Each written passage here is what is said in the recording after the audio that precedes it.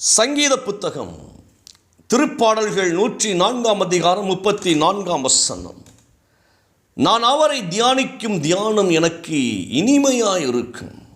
நான் கர்த்தருக்குள் எப்பொழுதும் மகிழ்ந்திருப்பேன். என் தியான பாடல் ஆண்டவரை தியானித்து தியானித்து தியானித்து நான் பாடுகின்ற ஒவ்வொரு பாடல்களும் என் தேவனுக்கு உகந்ததாக இருக்கும். எவ்வளோ பெரிய வார்த்தை பாருங்களேன். நான் ஆண்டவரில் ஒவ்வொரு நிமிஷமும் மகிழ்ச்சியாக இருப்பேன். இந்த அதிகாலை நேரத்தில் நீங்கள் தேவனோடு உறவாடி கொண்டிருக்கிறீங்க, அப்படித்தானே? ஆண்டவரோடு உறவாடுறீங்க, அப்படித்தானே? ஆனால் கொஞ்சம் யோசித்து பாருங்களேன். இந்த அதிகாலை நேரத்தில் கர்த்தரோடு இணைந்திருக்கின்ற பொழுது இருக்கின்ற மகிழ்ச்சி, அந்த நேரம் தவறி வெளியே போகும் பொழுது காணாமல் போவதை பார்க்க முடிகிறது. சந்தோஷம் காணாமல் போவதை பார்க்க முடிகிறது. அந்த நேரத்தில் ஒன்று தோணும், ஐயோ ஆண்டோடைய ஆலயத்திலே இருந்திருக்கலாமே, சர்ச்சுக்குள்ளே இருந்திருக்கலாமே, ஆண்டோடைய வார்த்தைக்குள்ளே இருந்திருக்கலாமே. இந்த அதிகாலை ஜெபம் எவ்வளோ பலனாக இருந்தது, ஆண்டவரோடு இணைந்திருக்கின்ற அவ்வளோ மகிமை இருக்கு. ஆனால் இப்போ வெளியே போய் ஒரு காரியத்தை செய்கின்ற பொழுது இவ்வளோ பாடுகள் ஏன் எனக்கு என்று சொல்லி இதற்கு கர்த்தருடைய சமூகம் எவ்வளவு நல்லது என்று யோசிக்க தோன்றுகிறது அல்லவா? நல்ல கவனிங்க இந்த வார்த்தையை.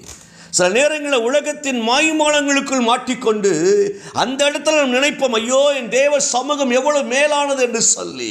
ஆனால் இன்னைக்கு வேதத்தினுடைய ரகசியத்தை உங்களுக்கு சொல்லுகிறேன். நீங்கள் கர்த்தருடைய சமூகத்தில் அதிகாலையில் மட்டுமல்ல, நாள்தோறும் நாள்தோறும் நாள்தோறும் அவரோடு இணைந்திருக்கிற அனுபவத்தை தேவன் உங்களுக்கு தருகிறவராக இருக்கிறார். நமக்கு தருகிறவராகத்தான் இருக்கிறார். அவர் நம்ம கூட தான் இருக்கிறார். உலகத்தை கண்டவுடன் கர்த்தரை நாம் மறந்து விடுகிறோம். உலகத்திற்குள் போனவுடன் தேவ சத்தத்தை கேட்க முடியாதபடி காதுகள் அடைக்கப்பட்டு விடுகிறது. ஏன்னா உலகம் பயங்கரமாக லவுட் ஸ்பீக்கராக இருக்கிறது. என்ன லவுட் ஸ்பீக்கராக இருக்கிறது அப்படின்னா, அதில் கேட்கிற சத்தம் என்ன? அழிவு, இருள், பிரச்சனை, பாடு, கஷ்டம், ஓ கொலை கொலை, இப்படி சத்தம் கேட்டுக்கிட்டே இருக்கு பாருங்க. தேவ சத்தத்தை அதுக்குள்ள கேட்க முடியல. ஆனால் கர்த்தருடைய வார்த்தை ரொம்ப அழகாய் சொல்லுகிறது, ஒரு மனுஷன் தேவ சத்தத்தை 24 மணி நேரம் எப்ப கேட்க முடியும் என்றால் அவன் தேவனை தியானிக்கின்ற பொழுது, தேவனை தியானிக்கின்ற பொழுது, கர்த்தருடைய வார்த்தைகளை தியானிக்கின்ற பொழுது அவன் வாழ்க்கையில யுத்த களத்திலும் அவன் சந்தோஷமாய் இருப்பான். போர்க்களத்தில் அவனுக்கு வாழ்க்கையில ஜெயம் உண்டாகி கொண்டே இருக்கு. ஒன்றும் சேதப்படுத்த முடியாதபடிக்கு கர்த்தர் அவனுக்கு யுத்தம் பண்ணுவதை அவன் பார்க்க முடியும். இந்த வார்த்தை காலையில் ஆண்டவர் தந்தாருங்க. ரொம்ப ஒரு அழகான வார்த்தை. அவரை தியானிக்கின்ற அந்த தியானம் எனக்கு சந்தோஷம் ஐயா, எனக்கு இனிப்பானதாக இருக்கிறது. சங்கீதவான் பாருங்கள், வனாந்திரத்திலும் கர்த்தரை ஆராதித்தார், சிங்கத்தை வெளுத்து வாங்கினார். கர்த்தரை ஆராதித்தார், கரடியை வெளுத்து வாங்கினார். உங்க வாழ்க்கையில கர்த்தரை தியானிக்க தியானிக்க தியானிக்க எதிராய் வரக்கூடிய பல்லாத ஆயுதங்கள் எல்லாம் அது சின்ன கொசு மாதிரி அவ்வளவுதான், முடிஞ்சது. சோழிய முடிச்சிடலாம் இயேசுவின் நாமத்தினால. இந்த கிருபை நமக்கு இருக்கிறது, இந்த வல்லமை நமக்கு இருக்கிறது. மலை போல் பிரச்சனை, காலில் கடிக்கிற கொசுவை போல டப்புன்னு ஒரு அரை சொல்லி முடிஞ்சது. சூப்பர்லாங்க. எவ்வளவு பெரிய வார்த்தை ஆண்டவர் தந்திருக்கிறார் பாருங்களேன். அவரை தியானிக்க தியானிக்க தியானிக்க கர்த்தர் எவ்வளவு நல்லவர், ஆண்டவர் எவ்வளவு நல்லவர். அப்படி என்றால் பேப்பரில் எழுதி வைத்து பார்க்க முடியாது, பைபிளை வாஸ்தாலம் பார்க்க முடியாது.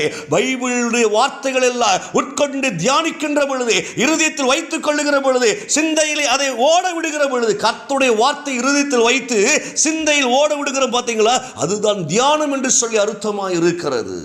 நம்ம நிறைய நேரங்களில் உலக மனிதர்களை இருதயத்தில் வைத்து சிந்தையில் ஓட விட்டு கொண்டிருக்கிறோம். போராட்டங்களை இருதயத்தில் வைத்து சிந்தைகளில் ஓட விட்டு கொண்டிருக்கிறோம். இன்னைக்கு ஒரு தீர்மானம் பண்ணுங்க, இல்லை இல்லை இல்லை, என் இருதயத்திற்குள் என் தேவனாய் கர்த்தரை வைப்பேன், வசனத்தை வைப்பேன். எவ்வளவு பெரிய வார்த்தை பாருங்களேன்.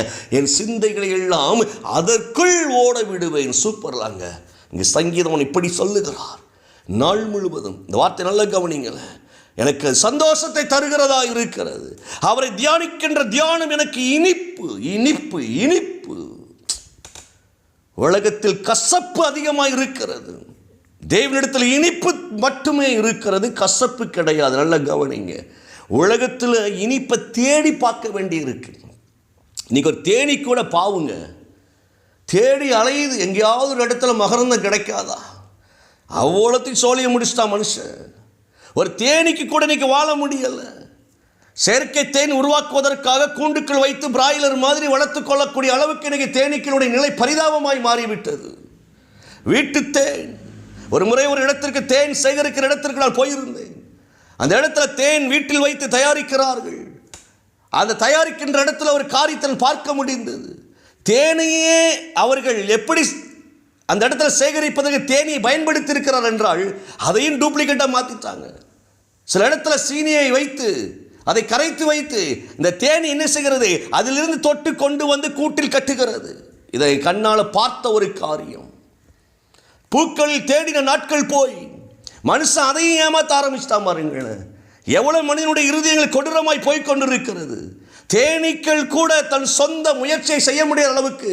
ஏன்னா உலகத்திலேயே தேனீக்கள் பயங்கரமான சுறுசுறுப்பானது எறும்பை போல. அது அப்படியே முழுக்க முழுக்க தேனை சேகரித்து அது கூட்டில் கொண்டு சேர்த்தது எதற்கு? நமக்கு ஆசீர்வாதத்துக்கு தான். அதையும் கூட்டுக்குள் அடைச்சி அதற்கும் மாய்மாலத்தை காண்பித்து மனுஷன் பயங்கரமான அறிவாளி ஆகிட்டான். பாருங்களேன். ஆனால் இன்னைக்கு உங்களுக்கு ஒன்று சொல்கிறேன், நம்ம ஏமாந்துடக்கூடாது வாழ்க்கையில். ஒரு முறை ஒரு இடத்துல தேன் வாங்க போன போல ஒரு கேள்வி கேட்டேன். ஐயா, 100% இது ஓகேயான்னு கேட்டேன். அவங்க சொன்னாங்க, 100%லாம் நம்பாதீங்க ஐயா, 70% நீங்கள் நம்பலாம், 30% இது வேறு தான் அப்படின்னாங்க. ஆனால் நாங்கள் 100% போட்டிருப்போம் அப்படின்னாங்க. எவ்வளோ பெரிய காரியம் பாருங்களேன். நம்ம ஏமாந்து உலகத்தில் எவ்வளோ காரியத்தில் இழந்துட்டோம். ஆனால் இன்னைக்கு தீர்மானம் பண்ணுங்க, கர்த்தரை ருசிக்க ருசிக்க ருசிக்க ருசிக்க ருசிக்க. யாக்கோபு கண்மலையில் இருக்கிற தேனை சாப்பிட்டாராம். ஓ சூப்பர்லாங்க. அப்படிப்பட்ட கிருபை நமக்கு தேவன் தருவதற்கு ஆயத்தமாக இருக்கிறார். உலகை யாரை வேணாலும் ஏமாற்றும். பாருங்களேன், ஒரு கன்றுக்குட்டி மரித்து போனது என்றால் பசுமாடு பால் கொடுக்காது. அந்த கன்றுக்குட்டி இருந்தால் தான் பால் கொடுக்கும்.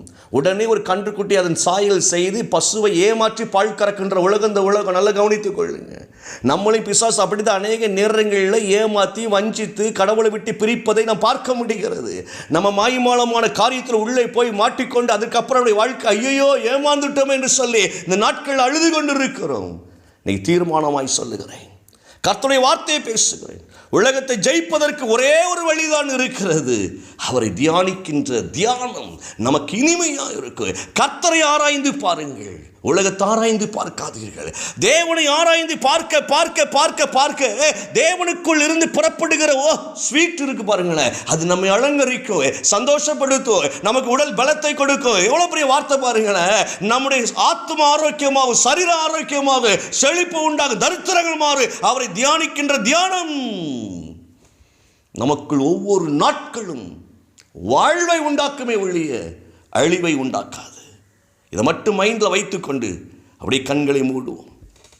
அவரை பற்றி கொண்டு தியானியுங்கள். காலையில் இன்னைக்கு தியானிக்கிறீங்களா? இறுதி தங்க வைத்து சிந்தைக்குள் ஓட விடுங்கள். கர்த்தருடைய வார்த்தையை ஓட விடுங்கள். கர்த்தருடைய வாக்குத்தத்தங்களை ஓட விடுங்கள். அந்த ஓட்டம் உங்களுடைய வாழ்வை சுகமாய் ஓட பண்ணும்.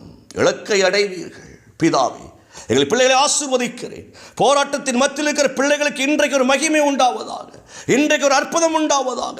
இயேசுவின் நாமத்தினாலே என் கர்த்தரின் ஆவியானவர் பிள்ளைகளை பலப்படுத்துவீராக. ஆண்டவரே, உடைய மகிமை பிள்ளைகளை மூடிக்கொள்ளட்டும், உடைய அற்புதங்கள் பிள்ளைகளை மூடிக்கொள்ளட்டும், உடைய ஆசீர்வாதங்கள் பிள்ளைகளை மூடிக்கொள்ளட்டும். ஆண்டவரே, எத்தனை உலகத்துடைய மாய்மாலங்களுக்குள்ளாக மாட்டிக்கொண்டு ஆண்டவரை நாங்கள் உம்மை அறியாதபடிக்கு ஓடிக்கொண்டிருக்கிறோமே, இன்றைக்கு எங்கள் கண்கள் திறக்கப்படுவதாக.